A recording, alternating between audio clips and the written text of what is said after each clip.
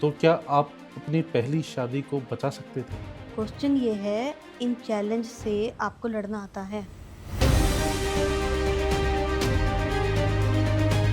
Everything is good, love marriage है, मैं किसी को ब्लेम भी नहीं कर सकती। सही बात। इवन सबने मना किया तब हमने शादी। अब आपकी लाइफ आपकी नहीं रहने वाली, आपकी लाइफ अब बटने वाली है। जो शादी की भी स्टेजेस होती है, हम्म, कितनी स्टेजेस होती है? तो ये रिएक्शन कौन से एक्शन से आ रहा है, आप फाइंड आउट तो करो। बस कमी ये रहती है, हम ये अपने आप से फाइंड आउट नहीं कर पाते। शादी हो चुकी होती है तो हम शादी को ना टेकन फॉर ग्रांटेड ले लेते हैं कि अब तो हो गए, अब तो परमानेंट है, अब कुछ नहीं हो सकता है। इतना उन्हें मेंटली टॉर्चर करती थी ये चीज़ें कि उनका हाफ फेस पैरालाइज हो चुका था। जो डाइवोर्स तक पहुंच चुके थे और वो आपके पास आए, आपकी कोचिंग लेके उनकी शादी बच गई। बताऊं कैसे अपने पार्टनर को मैं ये चाह रही हूँ, जो भागे नहीं। जो फील्ड मैरिज होती है हम्म, तो उसका बच्चों पे तो बहुत बुरा असर पड़ता है। वो एक वर्ड है ना, बहुत बुरा वर्ड है, जोरू का गुलाम आ गया। हाँ हाँ, लड़का शराब बहुत पीता है, शादी करा लो, शराब छूट जाएगी। छूट जाएगी। शराब छुड़ाने वाली मशीन है क्या?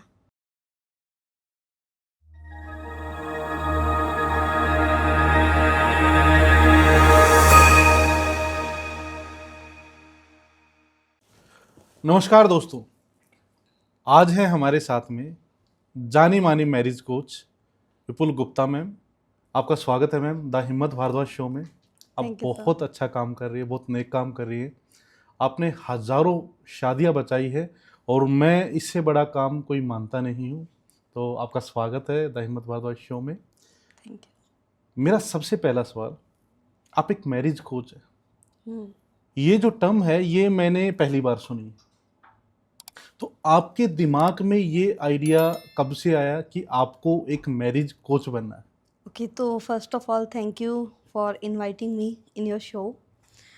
और मैरिज कोच जो है ये नई टर्म नहीं है, हम ये कहेंगे कि अब ये ट्रेंड में कह सकते हो आप, या फिर कहते हो सुनने में बहुत आ रहा है मैरिज कोचिंग। हम्म। पहले काउंसलिंग होती थी, काउंसलिंग अब भी होती है, बट अब काउंसलिंग से एक लेवल अगर ऊपर बात करें हटके हम, कि काउंसलिंग के बाद अब क्या, कि ये प्रॉब्लम्स दोबारा से रिपीट ना हो, उसके लिए हम कोचिंग देते हैं। तो मैं स्पेशली फीमेल्स को कोच करती हूँ कि अपने हस्बैंड को इन्वॉल्व किए बिना वो कैसे अपनी मैरिज को ब्यूटीफुल ब्लिसफुल बना सकती हैं। बेस्ट पार्ट यही है कि हस्बैंड को इन्वॉल्व नहीं करना, एंड एक रोड मैप है 90 डेज़ का, जिससे आप अपनी मैरिज को कितनी मिजरेबल है आप ब्लिसफुल बना सकते हो। आपने बताया कि हस्बैंड को इन्वॉल्व नहीं करना, जबकि मैरिज तो हस्बैंड वाइफ की होती है। तो क्या आप हस्बैंड को कोच नहीं करते? मैं हस्बैंड को कोच नहीं करती, किसी टाइम में मैं दोनों को कोच करती थी, पर मैंने 2-3 चीज़ें देखी। पहला, ये जो एफर्ट्स फीमेल डालती है ना, जान डाल देती है अपनी शादी के लिए, हम्म। वो मेल नहीं डाल पाते। हम्म। दूसरा, मैं खुद एक फीमेल हूँ, हम्म। तो मैंने अपने हस्बैंड को इन्वॉल्व किए बिना अपनी मैरिज को ब्यूटीफुल बनाया। अच्छा। और तीसरा, जब एक शादी खराब होती है हम्म। तो फीमेल्स अगर सफ़र कर रही है, नो डाउट हस्बैंड वाइफ दोनों करते हैं, बट अगर फीमेल सफ़र कर रही है तो सबसे पहले हमें खुद ही बाहर आना होगा उससे। हम्म। जब हम अपनी मदद करेंगे तभी सामने वाला या फिर भगवान हमारी मदद करेगा। तो हमारे अंदर वो पावर है, वी कैन डू एनीथिंग, तो हम अपनी शादी को ब्यूटीफुल बना सकते हैं। अच्छा। और चौथा रीज़न बताती हूँ हस्बैंड को इन्वॉल्व ना करने का। जब भी हम बोलते हैं हस्बैंड को इन्वॉल्व करना, कहते हैं सब तो सही चल रहा है, ओवर थिंकिंग में जा रही हो, क्या खराबी है, सब कुछ तो सही है हमारी शादी में। पर कुछ चीज़ें हिडन होती है जो दिखती नहीं। तो जो फीमेल्स हैं आपसे कांटेक्ट करती हैं, आप उनको क्वींस बोलते हैं, वो आपसे कांटेक्ट करती कैसे हैं? क्वींस कांटेक्ट कैसे करती हैं, हमारा ऐड है फेसबुक अच्छा। पे, ऐड भी चलता है, पहले मैं वर्कशॉप भी करती थी, अच्छा। और गूगल पे भी फाइंड आउट करके आती हैं, तो इसी तरीके से वो रीच कर लेती हैं। मैं थोड़ा सा आपकी जर्नी के बारे में जानना चाहूँगा हम्म, कि आपका बचपन कैसा था और उसके बाद मतलब आप कैसे इस एरिया में आई, इस क्षेत्र में आई? तो 90s के बच्चे हैं हम। हम्म। कहीं ना कहीं मैं ऐसा मानती हूँ कि 90s के जो बच्चे हैं ना, उनका बचपन ब्यूटीफुल है खेलने के कूदने के सही मामले बात है। में, पर कहीं ना कहीं फैमिलीज़ में उन्होंने ये सब चीज़ें देखी है जहाँ शादी को लेके अनुभव अच्छा नहीं है। मैंने भी देखी है। तो या तो बहुत देखते हैं कि मम्मी पापा के बीच में झगड़े बहुत हैं, हम्म। या फिर पापा बहुत डोमिनेटिंग है, मम्मी हम्म। सफ़र कर रही है, कुछ भी ऐसा रहता है कि शादी को लेके एक्सपीरियंस अच्छा नहीं होता, उनका अनुभव अच्छा नहीं होता। बीच में एक बार कट करूँ, पहले ज़्यादातर फादर ही डोमिनेट रहते थे, मम्मियाँ कम रहती थी, है ना? हाँ, तो इसके बाद अब ये चीज़ें जब देखते आए कहीं न कहीं ये सबकॉन्शियस में फ़ीड हो जाता है। ठीक है। और जितना जो हम बचपन में सीखते हैं ना या जो हुँ। हम बचपन में देखते हैं, हमारी कंडीशनिंग, अपब्रिंगिंग या जो भी हमने एक्सपीरियंस लिया है, वो आगे हमारी लाइफ में कहीं न कहीं आता है सामने हमारे। तो हुँ। मेरी शादी 18 में हुई थी, जल्दी हुई थी, फैमिली की कंडीशन कुछ ऐसी थी। 2018 में, ठीक नहीं, है। नहीं, जब मैं 18 साल की थी। अच्छा 18 जी, जी। तो ठीक है, तब मेरी शादी हुई थी, पेरेंट्स की मर्ज़ी से हुई थी। वो शादी थी अरेंज मैरिज, अच्छा, जो सक्सेसफुल नहीं हुई। उस शादी में फिज़िकल वायलेंस, मेंटल टॉर्चर, हर चीज़ मैंने झेली अच्छा। और हर चीज़ वो करके देखी कि ये शादी बच जाए। 9 साल दिए, 9 साल। शायद अब सही, शायद अब सही, शायद अब सही, पर वो सही नहीं हुई। अच्छा। अभी क्योंकि मैं कोच करती हूँ हुँ। फीमेल्स को, हर चीज़ स्टडी कर रही हूँ, तो मुझे समझ आता है कि वो इंसान क्यों फिज़िकल वायलेंस तक गया, क्या किया जा सकता था। शायद कोई सही इंसान उन्हें मिल जाता, तो शायद वर्क हो जाता, पर वो एक वर्क नहीं हो एक पाया। सवाल है मैम यहीं पे, हुँ, अगर आप पहले मैरिज कोच होते, हुँ। तो क्या आप अपनी पहली शादी को बचा सकते थे? ये ना बहुत घूमा हुआ सवाल है क्योंकि मैं मैरिज कोच स्टडी करके इसलिए नहीं बनी कि मुझे शादियाँ सुधारनी है। हुँ। मैंने स्टडी इसलिए किया, मुझे अपनी शादी सुधारनी थी। तो जब हुँ। मेरी पहली शादी एंड हुई, तो हुँ। मेरा एक ही एम था अपने बच्चों को बड़ा करना, हुँ, हुँ, अच्छी उनको शिक्षा देना। हुँ। इवन मेरी पढ़ाई तक पूरी नहीं हुई थी उस समय क्योंकि 18 में शादी हो गई, उसके बाद ये सब फैमिली ड्रामा चलता रहा। बट सेकंड मैरिज का ऑप्शन मेरी लाइफ में आया, जी। मेरे पार्टनर नितिन लाइफ में आए। हम लोगों ने लव मैरिज करी, फैमिली के अगेंस्ट जाके करी और हर चीज़ बहुत खूबसूरत थी। मैं कहती हूँ मतलब मैंने आज तक बॉलीवुड में ऐसा कोई मतलब मूवी नहीं देखी इतना अच्छा टाइम कपल ने स्पेंड किया हो। अच्छा। पर वो एक टाइम तक था, वो जब ख़त्म होना शुरू हुआ तब मुझे नए चैलेंज दिखे।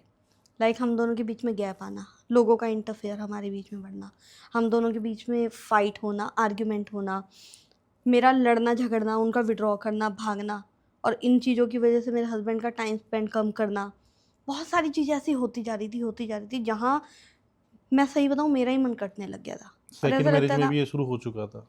वो चीज़ें नहीं थी फिज़िकल हुँ, वायलेंस या हुँ, फिर हुँ, हुँ। इस पर ये नई चीज़ें थी। नई चीज़ें थी, ठीक है। और इस बार दिमाग में आता था everything is good, love marriage है, मैं किसी को ब्लेम भी नहीं कर सकती। सही बात है। इवन सबने मना किया तब हमने शादी की। हुँ, अच्छा इंसान है, हुँ, प्यार बहुत करता है, प्यार बहुत एक लेवल एक टाइम में तो इतना था बहुत ज़्यादा, हुँ। खूब मस्ती भी की है, पर हो क्या रहा है, क्यों ये डिटैच होते जा रहे हैं हम एक-दूसरे से?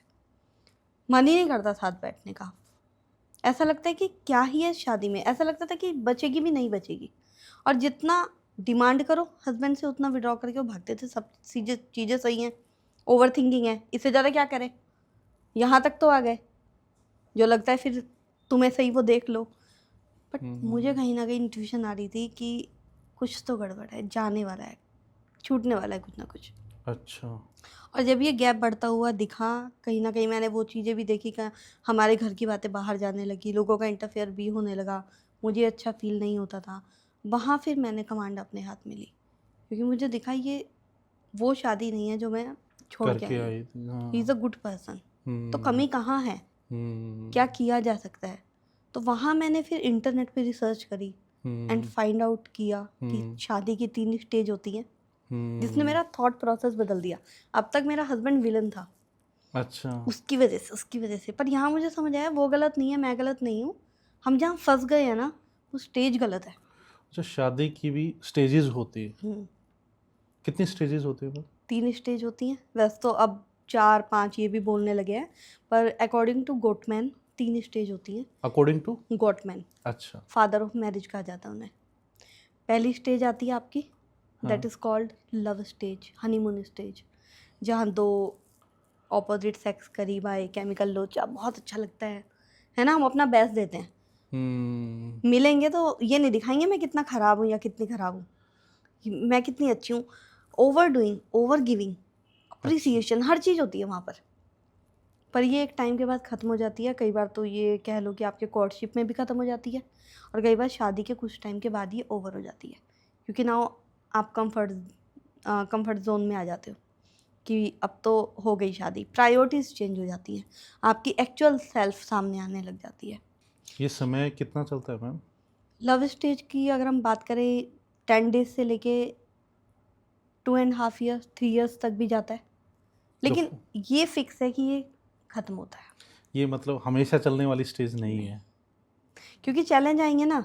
हाँ। आपकी फेक सेल्फ तो गई, अब आप एक्चुअल सेल्फ में एक दूसरे के सामने हो, ओ माय गॉड मैंने तो उससे शादी नहीं की थी, ये तो वो है ही नहीं, ये चेंज हो गया। आपने हाँ, सुना है आपकी वाइफ ने या कभी किसी ने बोला अब पहले जैसे नहीं रहे?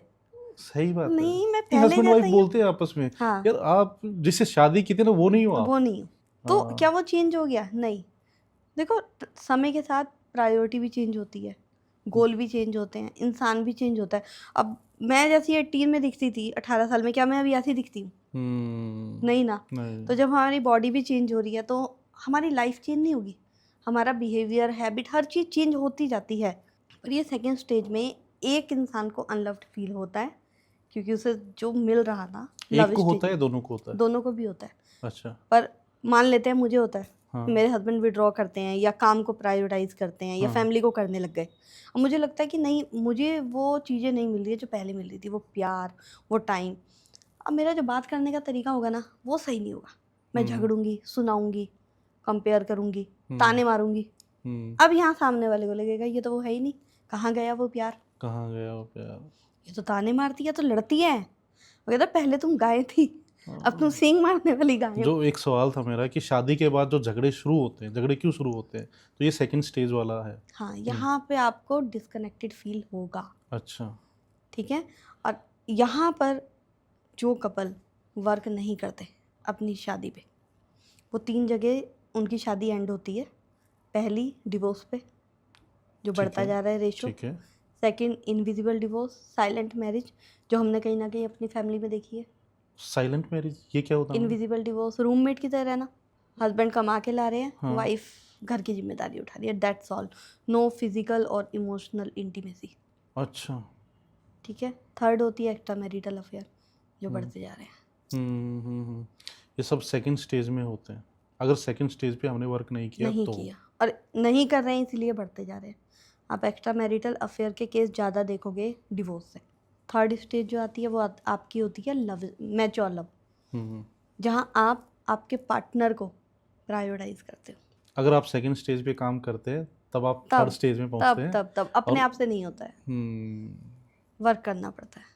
और वो जो स्टेज होती है वो होती है आपस में एक तरीके से दोस्ती वाली स्टेज। दोस्ती वाली, मैच्योर आ गया ना, मैच्योरिटी वाली, जहाँ आपको पता है मेरा पार्टनर परफेक्ट नहीं है, बट ये मेरी चॉइस है, मैं इसे प्यार करती हूँ, क्योंकि मैं कौन सी परफेक्ट हूँ। सही बात यहाँ है। इतना समझ आ जाता है, जहाँ समझ आता है कि मेरी नीड क्या है, उसे कम्युनिकेट करूँ कैसे, बताऊँ कैसे अपने पार्टनर को मैं ये चाह रही हूँ, जो भागे नहीं। ज़्यादातर कम्युनिकेशन होता है, वाइफ ने बोलना शुरू किया, हस्बैंड भाग जाता है। ये वाला नहीं कम्युनिकेशन होता है, हस्बैंड भी बैठ के सुनते हैं। तो दोनों में से कोई एक भी इंसान वर्क करे ना, तो पहले वो खुद से बाहर आता है, फिर वो दूसरे को पकड़ के खींच लेता है। और एक ही चीज़ चाहिए इसमें, आपकी विल होनी चाहिए, इच्छा होनी चाहिए कि मुझे अपनी शादी को ब्यूटीफुल बनाना है। बहुत बहुत ज़रूरी बातें आपने बताई मैम। इस पॉडकास्ट को जो भी सुन रहा है और या तो वो शादी करने वाला है तो भी ये पॉडकास्ट बहुत ज़्यादा ज़रूरी है, या जिसकी शादी हो चुकी है और वो कुछ आपस में क्लैश चल रहे हैं हस्बैंड वाइफ में, उसके लिए भी ये पॉडकास्ट बहुत ज़रूरी है। क्योंकि मैम जो बता रही है, जो 3 स्टेजेस हैं, हो सकता है आप अपनी सेकंड स्टेज में फंसे हो, है ना, और आप इससे बाहर आ सकते हैं। इसके कुछ लॉज हैं तो, और वो हम इस पॉडकास्ट में आगे डिस्कस करेंगे। तो ये 3 स्टेजेस आपने बताई मैम, सच में मुझे नहीं पता था। मैं भी शादीशुदा हूँ, मुझे नहीं पता था और आज मुझे पता चल गया। और बिल्कुल मैं ज़रूर, अगर मैं सेकंड स्टेज पे, मुझे भी लगता है कि मैं सेकंड स्टेज पे हूँ, लेकिन यहाँ पे जो मेरी वाइफ है, सच में वो मुझे बहुत ज़्यादा सपोर्ट करती है। मैं बताता हूँ, स्टार्टिंग से लेकर अब तक उन्होंने मुझे बहुत सपोर्ट किया है, लेकिन मुझे कमियाँ दिखने लग गई हैं, है ना। मुझे बहुत सारी कमियां दिखती हैं तो मैं किसी ना किसी से वो मतलब टोंटिंग करना या अप्रिशिएट ना करना, ये चीज़ें मेरी तरफ से शुरू हो गई, लेकिन मैं अब काम करूँगा उस चीज़ पे। मैम, जो मैरिज कोच मतलब आप कब से कोचिंग दे रही हैं, कितने साल हो गए आपको? मैं 2020 से, पहले मैं मेल फीमेल दोनों को कोच करती थी, बट 2020 से मैं सिर्फ फीमेल्स को कोच करती हूँ। तो हज़ारों केसेस आए होंगे आपके पास में। तो कुछ ऐसे केसेस आप बता सकते हैं कि जो डाइवोर्स तक पहुंच चुके थे और वो आपके पास आए, आपकी कोचिंग लेके उनकी शादी बच गई? बहुत सारे केसेस हैं, बल्कि अभी भी ऐसे केसेस हैं हमारी कम्युनिटी में, ऐसी क्वींस हैं हाँ, जो जिनकी आप शादी क्वींस बोलते हैं। क्वींस क्वींस है ना, क्वीन माइंडसेट चाहिए। अच्छा। रोना, गिड़गिड़ाना, बैगिंग, नेगिंग, प्लीडिंग, प्लीजिंग नहीं चलेगा काम। सही हस्बैंड बात। भागते हैं, आप रिलेट कर पा रहे होंगे। हम्म, हाँ, जितना आपके पीछे आपकी वाइफ पड़ेगी, आप उतना भागोगे। सही तो एक बात। माइंडसेट रखो, क्वीन माइंडसेट होता है कि मैं डिजर्व करती हूँ अच्छी शादी। क्यों हम्म, नहीं? जब सब कुछ अच्छा स्टार्ट हुआ था, चीज़ें खराब हुई हैं, तो मैं उस पर वर्क करूँगी ना। तो मैं अच्छी शादी डिजर्व करती हूँ, मैं उसे डिज़ाइन कर सकती हूँ, दैट्स ऑल। हम्म, तो यहाँ हम हस्बैंड को कहीं ऐसा नहीं होता नीचा दिखा रहे हैं, ये चीज़ें कर रहे हैं। हम पहले तो इस माइंडसेट में आते हैं कि मुझे अपनी शादी पे वर्क करना है, क्योंकि अगर मैं सफ़र कर रही हूँ, हस्बैंड भी सफ़र कर रहे हैं। अगर वो सफ़र कर रहे हैं, मैं भी सफ़र कर रही हूँ। मैरिज एक टीम है, ठीक है? आप हम्म, दोनों टीम का पार्ट हो। बट हम्म, जब शादी बिगड़ती है, हम ऑपोजिट टीम में आ जाते हैं, सही बात है। और एक भी हारेगा तो शादी ख़त्म। खत्म हो तो जाएगी। हमारा जो एम रहता है वो रहता है शादी को ब्लिसफुल बनाना। हम्म, तो यहाँ पार्शियलिटी नहीं होती, हस्बैंड ये या वाइफ ऐसा नहीं। आप ये समझो कहाँ कमी है, उसमें आपका कितना रोल है, बस हम्म, आप उसे सही कर लो ना। शायद 20% ही है, 80 अपने आप सही होएगा। सही बात क्योंकि है। हर एक्शन का रिएक्शन होता है, साइंस भी तो यही कहती है। तो ये रिएक्शन कौन से एक्शन से आ रहा है, आप फाइंड आउट तो करो। बस कमी ये रहती है, हम ये अपने आप से फाइंड आउट नहीं कर पाते। हम्म, हमारा ब्रेन कुछ इस तरीके से वायर्ड है, प्रोग्राम इसका इस तरीके से प्रोग्रामिंग है कि हम अपनी कमियां नहीं देख पाते। हम्म। आपको मैं 1000 कमी बता दूंगी। एक्चुअली हम शादी के बाद है ना, जब शादी हो चुकी होती है तो हम शादी को ना टेकन फॉर ग्रांटेड ले लेते हैं कि अब तो हो गया, अब तो परमानेंट है, अब कुछ नहीं हो सकता, है ना? तो होता है, जबकि कुछ भी चीज़ परमानेंट नहीं होती। नहीं होती। तो 2-3 केसेस आप बताएंगे जिनको आपने रिजोल्व किया, जो मतलब डाइवोर्स तक पहुंच चुके थे और अब वो बिल्कुल मतलब सही एक अच्छी लाइफ जी रहे हैं? बिल्कुल। तो एक केस लेते हैं अरेंज मैरिज का, ठीक है। एक लेंगे लव मैरिज का। ठीक है। अरेंज मैरिज में भी जिनका मैं बताने जा रही हूँ, नाम नहीं लूँगी, हम्म, उनकी शादी को 17 साल हो गए थे। वो इतना परेशान हो गई थी अपनी शादी से, प्रॉब्लम से, कि इतना उन्हें मेंटली टॉर्चर करती थी ये चीज़ें कि उनका हाफ फेस पैरालाइज हो चुका था। ओ, वो बोलती थी कि विपुल, मिरर देखने का मन नहीं करता। क्योंकि हम्म, जो भी मेरी प्रोग्राम में एनरोल करते हैं, वो सबसे पहले मेरे साथ क्लैरिटी कॉल में आते हैं, हम्म, जहाँ मैं उन्हें पूरा सुनती हूँ, देखती हूँ कहाँ वर्क करवाना है, हर चीज़। तो वहाँ उन्होंने मुझे बताया था, विपुल मेरा शीशा देखने का मन नहीं करता। हम्म, मैंने 4 साल से हेयर कलर नहीं किया था, हम्म, और आज मेरी शादी ऐसी हो गई है कि अब मुझे नीडीनेस फील नहीं होती। हस्बैंड खुद आते हैं, बहुत प्यार करते हैं।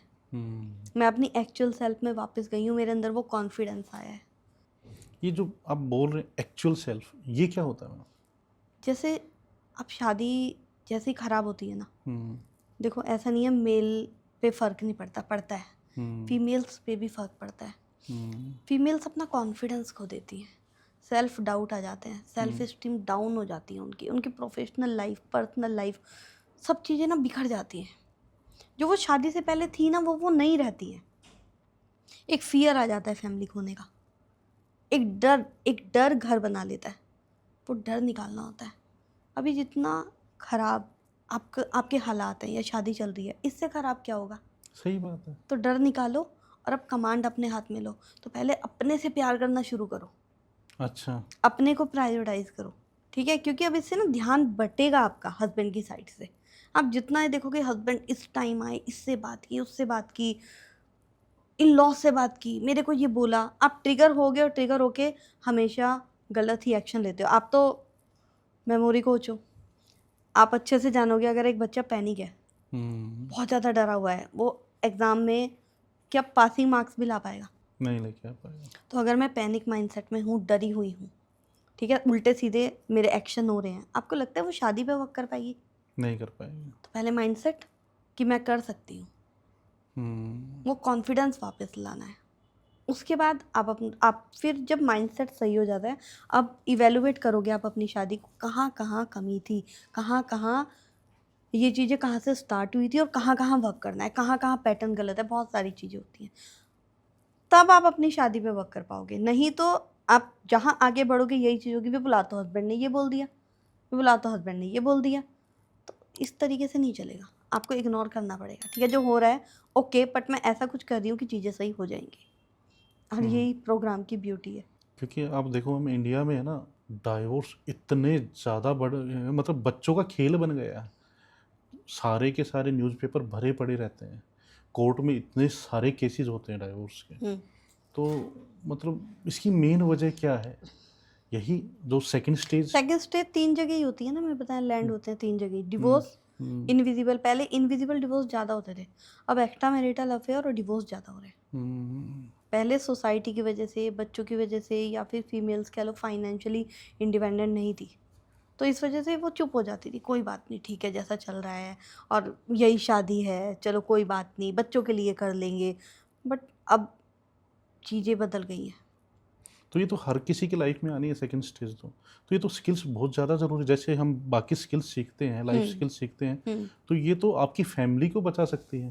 तो ये तो बहुत बहुत ज़्यादा ज़रूरी स्किल्स है जो सीखनी चाहिए, बिल्कुल है ना। सीखनी चाहिए। और नहीं सीखेंगे तो कहीं ना कहीं आप अपनी फैमिली को खो बैठेंगे। एक रीज़न और बताऊंगी, लोग ये स्किल क्यों नहीं सीखते हैं, हम्म क्योंकि लोगों की नज़र में पार्टनर गलत मिल गया है, हम्म और अब मैं ये पार्टनर बदल देती हूँ तो नया पार्टनर बढ़िया होगा, नई शादी में नई प्रॉब्लम होंगी, क्योंकि वो पर्सनैलिटी अलग थी तो अलग प्रॉब्लम थी। अब आप किसी नई पर्सनैलिटी के साथ मिलने जा रहे हो, अलग चैलेंज आएंगे।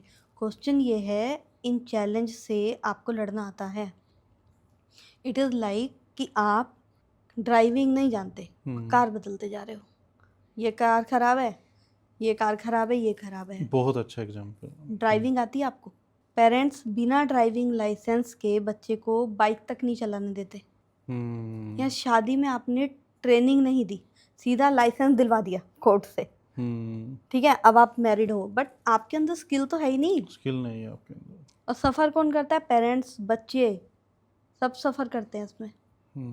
तो इस वजह से ये केसेस बढ़ते जा रहे हैं डिवोर्स के। और ये लगता है कि जैसे मान लीजिए किसी का डाइवोर्स हो गया और उसको लगता है कि ठीक है, सेकंड वाला जो जैसे अभी आपने बताया था कि सेकंड वाली क्या पता कुछ अच्छा पार्टनर मिल जाए। जबकि मैंने थोड़ा सा, जब मैं पढ़ रहा था तो मैंने देखा कि ज़्यादा अगर फर्स्ट मैरिज ख़राब हुई है तो उसकी सेकंड मैरिज के ख़राब होने के चांसेस और ज़्यादा हो और जाते हैं। ज़्यादा हो जाते और हैं। अगर वो थर्ड में एंटर किया तो और ज़्यादा हो जाते हैं, क्योंकि चीज़ें तो स्किल सेट तो नहीं आया है ना। प्रॉब्लम तो वही सेकंड स्टेज तो तीनों में आनी है। और अभी यही समझो ना, पार्टनर में तो हमेशा पार्टनर डिफरेंट होगा, चैलेंज अलग होंगे। और आप क्या होगा ना, पिछला जो पार्टनर ने किया था वो चीजें भी प्रोजेक्ट करोगे, वो उम्मीदें भी तो आप रखोगे, सबकॉन्शियसली करोगे, भले ही वो होगा। सेकंड मैरिज में वही है, हस्बैंड का ध्यान भी बार बार जाएगा पुरानी चीज़ों पे, वाइफ का भी और जाएगा। वाइफ का भी जाएगा। हमारे यहाँ सेकंड मैरिज के भी बहुत सारे केसेस तो हैं। प्रॉब्लम ज़्यादा होने वाले हैं, कम नहीं होने वाले। नहीं होंगे। इसलिए अच्छा है कि अगर आपकी मैरिज में कोई दिक्कत है तो वो स्किल सेट लेके आओ और अपनी मैरिज को सही करो। किया जा सकता है। आप जाके देखो वेबसाइट पे हमारी सक्सेस स्टोरीज कितनी है, और हर तरीके के केसेस है। तभी तो मैं कह रहा हूँ मैम, आप बहुत नेक काम कर रहे हो, बहुत अच्छा काम कर रहे हो। एक इंसान को शादी कब करनी चाहिए, सही एज क्या है, और उसको क्या वो फाइनेंशियली स्टेबल हो तब करे या वो मैच्योर हो तब करे, कब करनी चाहिए? आपको क्या लगता है? मुझे लगता है कि अगर मुझसे कोई सलाह लेता है कि शादी तभी करो अगर आप फाइनेंशियली स्टेबल हो, नहीं तो बहुत ज़्यादा प्रॉब्लम्स आने वाली है। क्योंकि वो जो फर्स्ट स्टेज है, ठीक है, जैसे तैसे करके, और वो फर्स्ट स्टेज भी आपकी कुछ ही दिन रहने वाली है, कुछ ही दिन, 1 साल नहीं चलने वाली। क्योंकि 10वें दिन तो पेरेंट्स को बोलना है भाई काम कर, जॉब पे जा। देखो आज के टाइम में तो कम ही कपल मिलेंगे आपको जो फाइनेंशियली स्ट्रांग ना हो या स्टेबल ना हो और वो शादी कर लें। पहले होता था कि चलो बच्चों की शादी कर दी, होता रहेगा, अब ऐसा नहीं होता। तो फाइनेंस तो नो डाउट होना चाहिए, पर सेकंड होना चाहिए आप प्रिपेयर हो अपनी लाइफ को दूसरे पार्टनर के साथ बांटने के लिए। अब आपकी लाइफ आपकी नहीं रहने वाली, आपकी लाइफ अब बटने वाली है। तो आर यू रेडी? हर चीज़, आपका टॉवल, आपका बेड, आपकी बातें, आपके दुख, आपके सुख, आपके रिश्ते, हर चीज़ बटने वाली है। सही बात है। तो आप रेडी हो, या फिर आप ये सोच रहे हो कि अब मेरी एज हो गई है, मैं इस वजह से शादी कर लूँ? यही देख के तो शादी करते हो। 30 का हो गया हूँ, 30 का हो गया, या अब बाद तो में रिश्ते नहीं सोसाइटी आएंगे। बोलेगी कि शादी नहीं करी अब तक। शादी नहीं की। इस वजह से नहीं करनी है शादी। आपको पार्टनर की कमी महसूस हो रही है कि आज मैं इतना कमा रहा हूँ या इतना सक्सेसफुल हो गया हूँ, कोई हो जिसके साथ मैं बांटूं, तब करो शादी। इससे पहले नहीं करनी इससे चाहिए। पहले नहीं करनी चाहिए। हम्म, आप देखो, फाइनेंस की वजह से अभी आप देखोगे बॉलीवुड में भी डिवोर्स हो रहे हैं, हाँ अभी देख, कंट्रोवर्सी में आ रहे हैं। कंट्रोवर्सी में आ रही, मतलब आप देखो ना, उनकी तो फाइनेंशियली कोई प्रॉब्लम भी नहीं है है, ही नहीं। है ना। मतलब मिस वर्ल्ड, आपने देखा होगा, रिसेंट एक केस हुआ है। कंट्रोवर्सी में है, हमें भी नहीं पता क्या सच है क्या नहीं, बट कंट्रोवर्सी में है कि उनसे डिवोर्स होगा। खूबसूरत कोई नहीं, फिर उनसे पैसे वाला कोई नहीं, और उसके बाद रिश्ता ब्रेक हो जाता है। क्या क्या है, कमी कहाँ है? क्या कमी है मैम वहाँ पे? उनकी तो मैं नहीं बता पाऊंगी, अंदर की बात उन्हें पता है, पर हाँ। कहीं ना कहीं ये स्किल लैक कर गई, हम्म, कहीं तो लैक कर गई।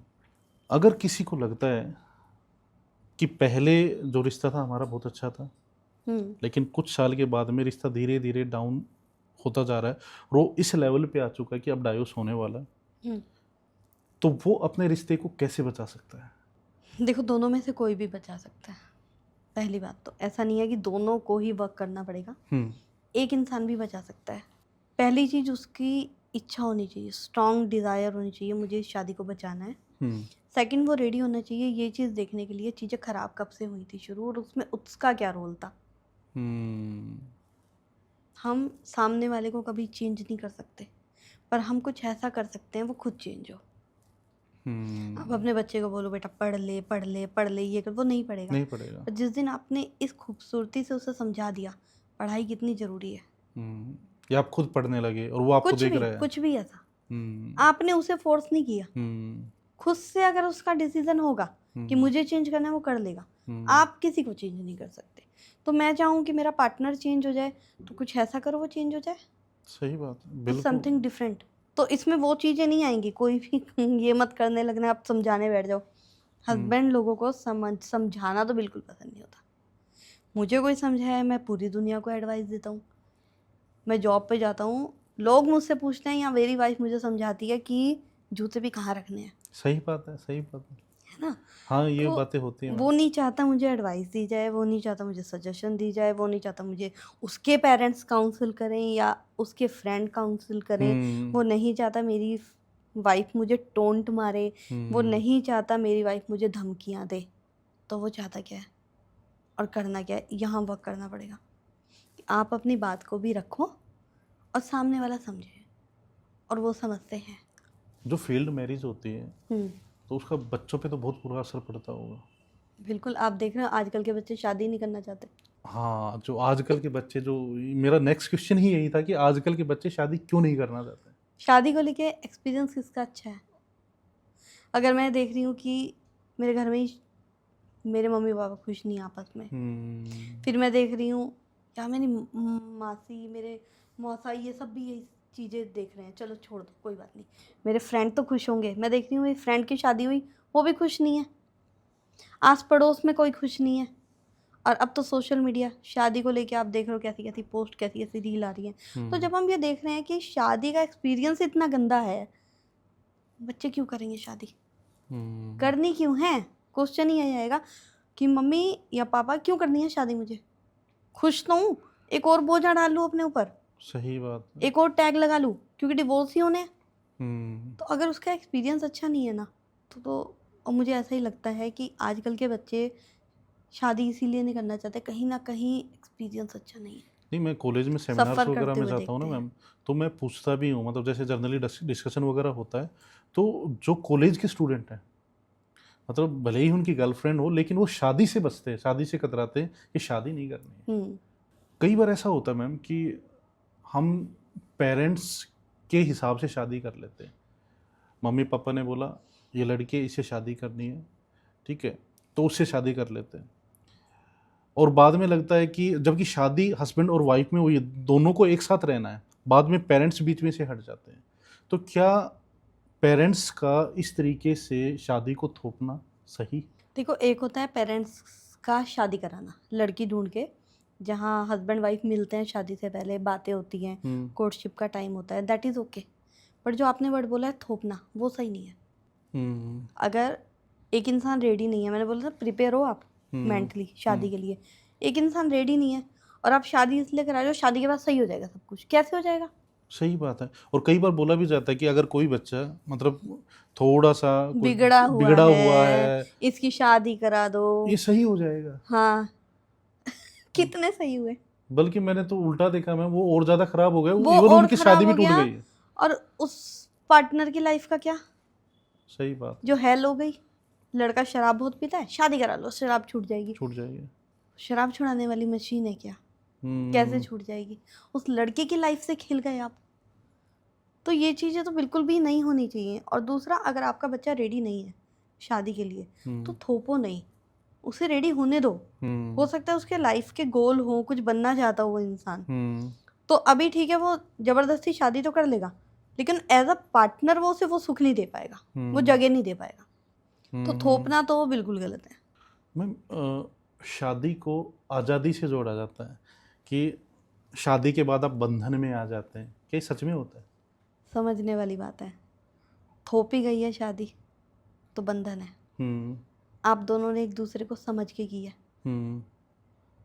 तो बंधन नहीं है। आप ऐसे समझो, देखो आज मैं शादी करती हूँ, ठीक है, और मेरे हस्बैंड के बीच में ऐसा बॉन्ड है जहाँ उसे समझ आती है कि ये चीज़ें मेरे लिए ज़रूरी हैं, मेरी वाइफ के लिए, और मुझे समझ आती है कि मेरे हस्बैंड के लिए ये चीज़ें ज़रूरी हैं और मुझे वो देनी है। तो घुटन होगी? नहीं होगी। बट जहाँ पे ये चीज़ें लग जाती हैं, मैं इसे कहती हूँ सेल्फ मेड रूल। शादी होगी 9 बजे घर आ जाना, शादी होगी अब आप सिगरेट नहीं पी सकते, शादी होगी अब आप ये नहीं कर सकते, घुटन होगी? अब हस्बैंड की साइड से शादी होगी 4 बजे उठोगी, शादी होगी यही कपड़े पहनोगी, पसंद तो जींस टॉप वाली की थी, अब आपको चाहिए साड़ी वाली। शादी होगी सब घर का खाना तुम बनाओगी, वाइफ को घुटन होगी? सही बात है। मैं ये नहीं कह रही जिम्मेदारी नहीं लेनी है, मैं थोपने वाली बात कर रही हूँ। तो पहली बात तो आपको पता होना चाहिए कि जब शादी में एंटर कर रहे हैं ये चीज़ें चेंज होने वाली हैं, तो एम आई रेडी? ये चीज़ें होंगी चेंज, ये चेंज आएगा और ये बहुत बड़ा चेंज है, छोटा मोटा नहीं है। पर हम चाहते हैं शादी के बाद मेरी लाइफ वही रहे शादी से पहले वाली, वो नहीं रहती। वही रहे, सही बात है। वो नहीं रहती। तो एक दूसरे को ये देखना, एक दूसरे की नीड क्या है, उसे किस तरीके से फुलफिल करना है, सामने वाला भी आपको समझे, ऐसा माहौल बनाना है। और ये हस्बैंड वाइफ कर पाएंगे, पेरेंट्स नहीं कर पाएंगे आपके।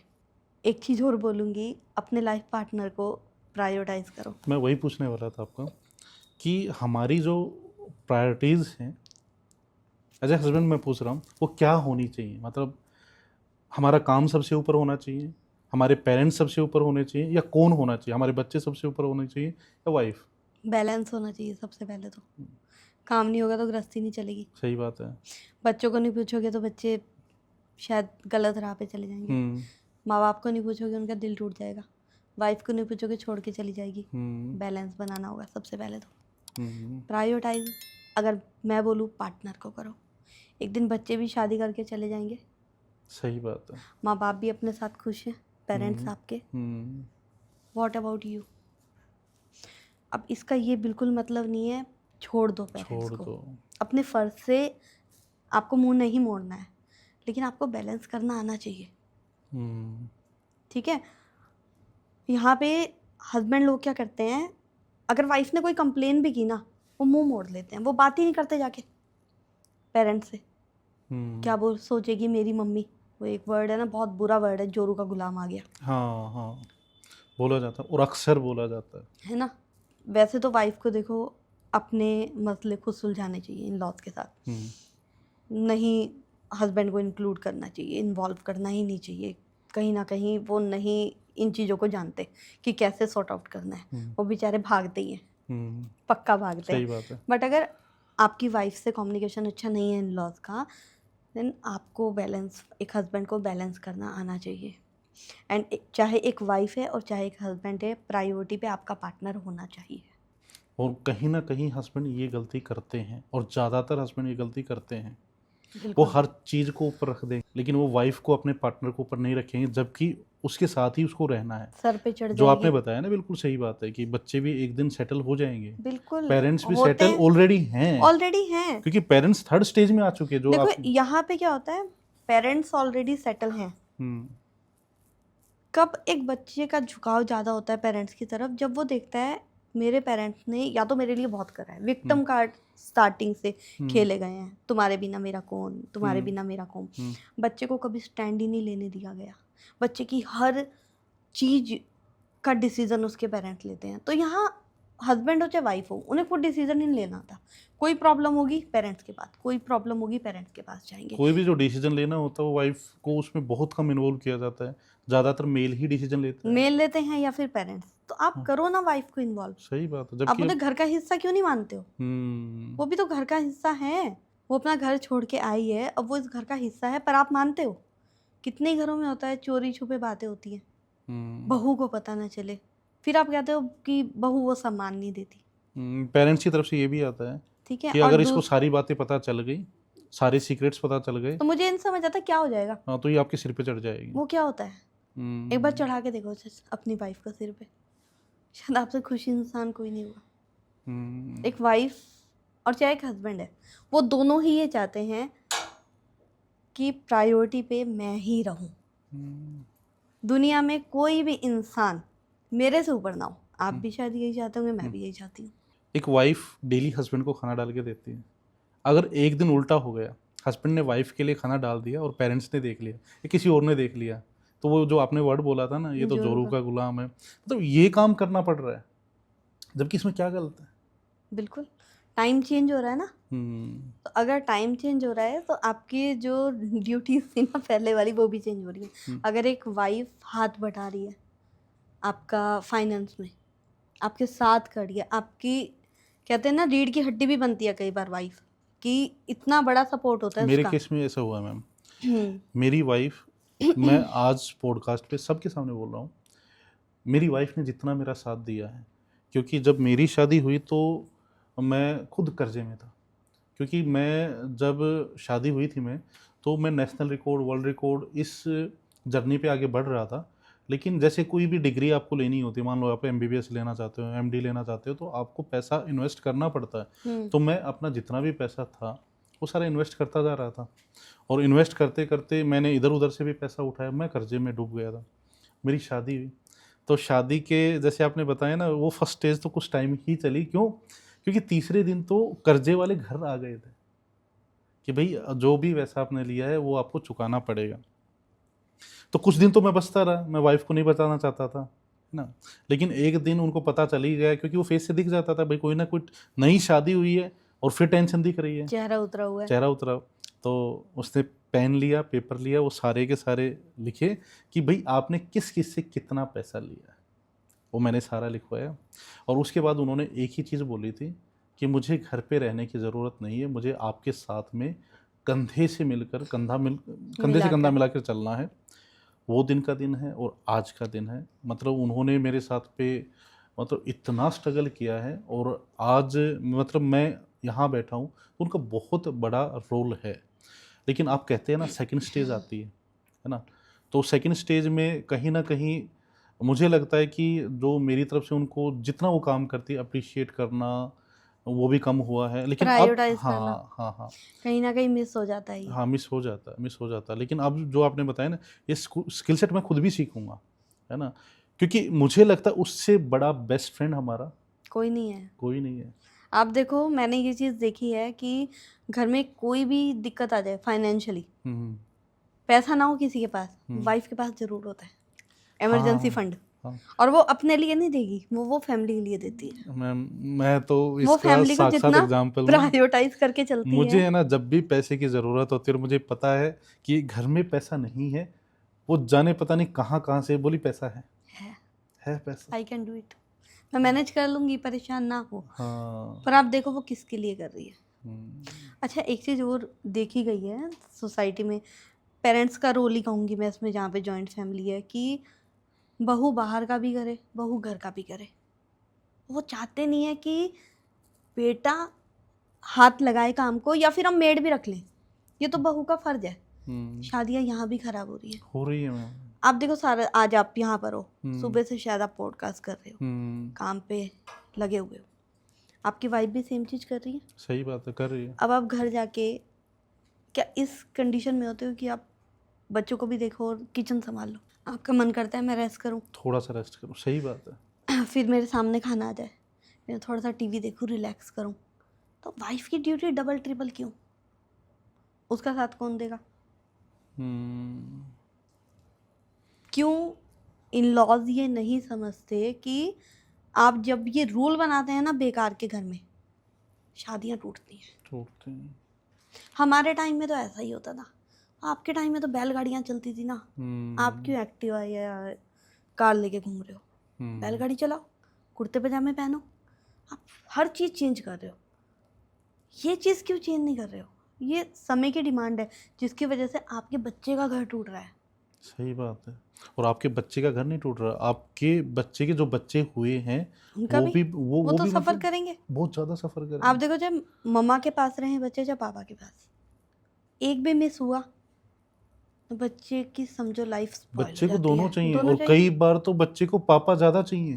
देखो, जहाँ स्ट्रांग बनना है ना, पापा चाहिए, और जहाँ हीलिंग, कंडीशनिंग, लव, हाँ केयर, हाँ, वहाँ मम्मी चाहिए। वहाँ मम्मी चाहिए, दोनों चाहिए। तो बच्चा रो रहा है मम्मी, हाँ, और चलो खेलने चलने तो पापा। पापा चाहिए। तो बच्चे का क्या कसूर है? हम्म, बच्चे क्यों सफ़र करें? हम्म, कभी किसी बच्चे के साथ पॉडकास्ट करना, उनसे पूछना उन पे क्या बीतती है, सारे आंसर आपको मिल जाएंगे। इस पॉडकास्ट से मैंने काफ़ी कुछ सीखा मैम। और मैंने जो सबसे बड़ी जो चीज़ सीखी वो है कि अगर किसी की सेकंड स्टेज चल रही है तो उस पे वर्क करना चाहिए, चाहे हस्बैंड करे चाहे वाइफ करे, वो स्किल्स अपने अंदर, क्योंकि ये स्किल्स बहुत ज़्यादा ज़रूरी हैं। और देखिए, किसी भी चीज़, किसी मुकाम को हासिल करने का फ़ायदा तभी तो है आप किसके लिए अचीव कर रहे हो। किसके लिए कर रहे हो? कोई प्राउड करने वाला होना तो चाहिए ना। बिल्कुल। कल को अगर मैं टॉप लेवल पे भी चला गया, हर चीज़ में टॉप चला गया, तो जिसने स्ट्रगल देखा, संघर्ष देखा कि ये व्यक्ति कहाँ से उठा है ना। तो सही में जो भी इस पॉडकास्ट को देख रहे हैं, वाइफ से अच्छी कोई बेस्ट फ्रेंड नहीं होती, वाइफ से अच्छा कोई साथी नहीं होता। थोड़ा सा यार मेल ईगो को हटाना चाहिए हमें, और जो भी छोटे बड़े डिसीजंस हैं उसमें अपनी वाइफ को इन्वॉल्व करना चाहिए। मैं खुद मानता हूँ, मैं एग्जांपल उस चीज़ का कि मेरी वाइफ ने मेरा साथ दिया है, और लगभग हर वाइफ अपने हस्बैंड का साथ देती है। ये स्टेजेस होती है, लॉज होते हैं, इन पे काम करना चाहिए। और मैम सच में मतलब आपका जो काम है वो मतलब बहुत ज़ोरदार काम है, और बहुत बहुत ज़्यादा अच्छा लगा आपसे मिलके, बातें करके। और मैं आपको पॉडकास्ट पे बुलाता रहूँगा ताकि हम है ना ऐसे ऐसे टॉपिक्स पे डिस्कस करते रहें। बिल्कुल। और थैंक यू सो मच, आप आए, thank you ma'am. You are always welcome. And जाते जाते एक ही बात बोलूँगी हर कपल को, कि रिस्पॉन्सिबिलिटी आपकी शादी की आप ही के ऊपर है। एक इंसान को भी ये सिम्टम दिख रहे हैं जो सेकंड स्टेज में आते हैं, अगर दिख रहे हैं तो वैक्सीन लेनी ज़रूरी है। आप अगर जितना जल्दी वर्क करोगे, ज़रूरी नहीं है शादी टूटने की कगार पे पहुँचे तब आप वर्क करो। आप सफ़र कर रहे हो, आपकी फैमिली सफ़र कर रही है, आपके बच्चे सफ़र कर रहे हैं, और एक टाइम ऐसा आता है कि जब आप वर्क करना चाहते हो शायद बहुत देर हो जाती है। तो अपने बच्चों के लिए, अपने लिए, अपनी हेल्थ के लिए और समाज के लिए, क्योंकि जितना खुश परिवार होगा उतना अच्छा समाज होगा, और जितना अच्छा समाज होगा उतना खुशहाल देश होगा। तो अपनी शादी पे वर्क करना ज़रूरी है। Thank you so much ma'am, thank you.